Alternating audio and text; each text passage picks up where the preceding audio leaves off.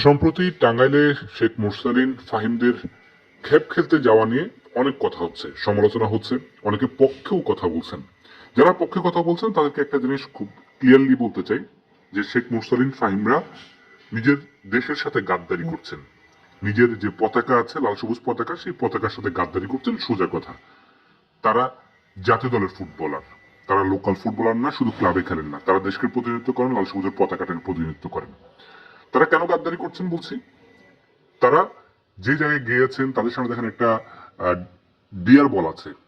তারা কি ডিয়ার বল খেলার ফুটবলার? তারা কি খেপ খেলার ফুটবলার? তারা যেইখানটাতে আছে, দর্শক দেখছেন, এত দর্শকের মাঝখানে তারা একটা টুর্নামেন্ট খেলতে গিয়েছেন, কার অনুমতিতে গিয়েছেন, কি ভেবে গিয়েছেন? সামনে তাদের সাফের মতো গুরুত্বপূর্ণ টুর্নামেন্ট আছে। বাংলাদেশ সাব চ্যাম্পিয়ন হতে চায়, বাংলাদেশ এএফসি তে ভালো রেজাল্ট করতে চায়, বিশ্বকাপে জায়গা করে নিতে চায়। কাদেরকে নিয়ে করতে চায়? এই খেপ খেলা ফুটবলারদের নিয়ে।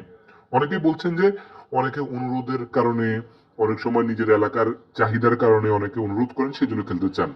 সুদা সাপটা কথা বলি, শেখ মুরসালিন টাঙ্গাইলের কেউ না। তার বাড়ি ফরিদপুর, তিনি ফরিদপুরে বড় হয়েছেন, তার জন্ম ফরিদপুরে। টাঙ্গাইলে তিনি কার অনুরোধে খেলতে গিয়েছেন? তিনি কারো অনুরোধে খেলতে যাননি। শুধুমাত্র টাকার কাছে বিক্রি হয়ে শেখ মুরসালিন টাঙ্গাইলে টুর্নামেন্ট খেলতে গিয়েছেন। যতটুকু শুনতে পেয়েছি, গুঞ্জন আছে, একেবারে শিওর না, 10 লাখ টাকা তিনি এই ম্যাচের জন্য নিয়েছেন। এই 10 লাখ টাকা নিয়ে তিনি ফরিদপুরে খেলতে গিয়েছেন। এই যে মুরসালিনকে দেখছেন, বাংলাদেশের একজন ফাইনেস্ট ফুটবলার, লোকাল ফুটবলারদের মধ্যে।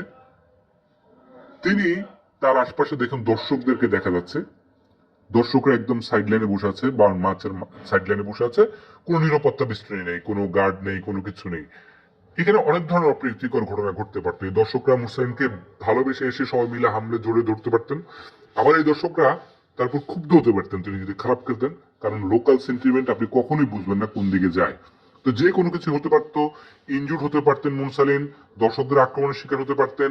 সামনে সাফের মতো এত গুরুত্বপূর্ণ শিরোপা, যেটাতে বাংলাদেশ চ্যাম্পিয়ন হতে চায়, এবং মুরসালিন নিশ্চিতভাবেই এই দলের একজন সবচেয়ে বড় ক্যান্ডিডেট, এবং তিনি ভালো কোচের সবচেয়ে ভালো চিন্তায় আছেন। তার মধ্যে একজন ফুটবলার এই সময় কিভাবে খেপ খেলতে যায় আমার মাথায় ঢুকে না। আরেকটা বিষয়, যে দেখছেন দুজন ছবি দেখতে পাচ্ছেন, এই দুজন ফুটবলার বসুন্ধরা কিংসের ফুটবলার। তারা অনূর্ধ্ব-20 দলে ডাক পেয়েছেন। এএফসি অনূর্ধ্ব-20 দলে, যে দলটা এখন যশোরে বিদেশি কোচের আন্ডারে প্র্যাকটিস করছে, ক্লাব থেকে ছাড়পত্র পান নাই বলে তারা অনূর্ধ্ব-20 দলের ক্যাম্পে যোগ দিলেন, অথচ তারা খেপ খেলে বেড়াচ্ছেন। তাহলে বুঝুন যে বাংলাদেশের ফুটবলের অবস্থা কোন দিকে যাচ্ছে। দুজন ফুটবলার তারা ক্লাবের অনুমতি না পাওয়ায় অনূর্ধ্ব-20 দলের ক্যাম্পে যোগ দিতে পারছেন না, অথচ তারা খেপ খেলে বেড়াচ্ছেন টাঙ্গাইলে গিয়ে টাকার বিনিময়ে। তাদের কাছে জাতীয় দল আগে নাকি নিজেদের খেপ খেলা আগে, টাকা আগে? এদেরকে আপনি যদি আমার ভাষায় এটা দেশদ্রোহী বললে আমি কম হবে। এদেরকে দেশদ্রোহী বা লাল সবুজের পতাকার সাথে এরা গাদ্দারি করছে, নিজের দেশের সাথে গাদ্দারি করছে। এফসি অনূর্ধ্ব-20 সেটা বাংলাদেশের নামে যাবে, বাংলাদেশের জার্সিতে খেলতে যাবে।